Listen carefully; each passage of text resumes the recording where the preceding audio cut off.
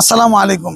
এই যে জায়গাটা দেখতে পাচ্ছি আমরা, এই পুরো হোল জায়গাটা, এটা হলো আল্লাহ রাসূল মদিনায় আসার পরে এখানে একটা বাজার করলেন, সুক।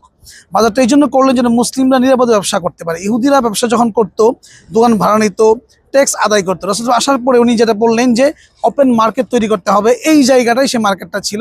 এবং উনি বললেন যে হাদা সুকুকুম ফালা ইয়াদিক ওয়ালা ইউখাযু মিনহু খারাজ, অর্থাৎ এটা এমন একটা বাজার হবে যেটা কোনো সংকীর্ণ হবে না কারোর জন্য, এবং এখান থেকে কোনো প্রকার ট্যাক্স আদায় করা হবে না।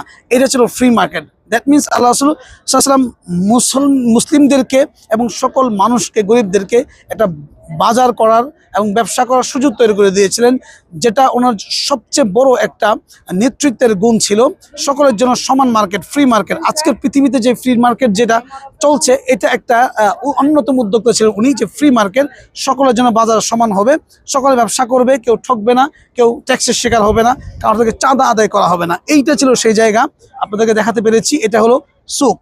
আল্লাহ পাক আমাদেরকে চমৎকার করে দেখার সুযোগ করে দিয়েছেন, সকলকে দেখার সুযোগ করে দিক, সেই দোয়া করে। আসসালামু আলাইকুম।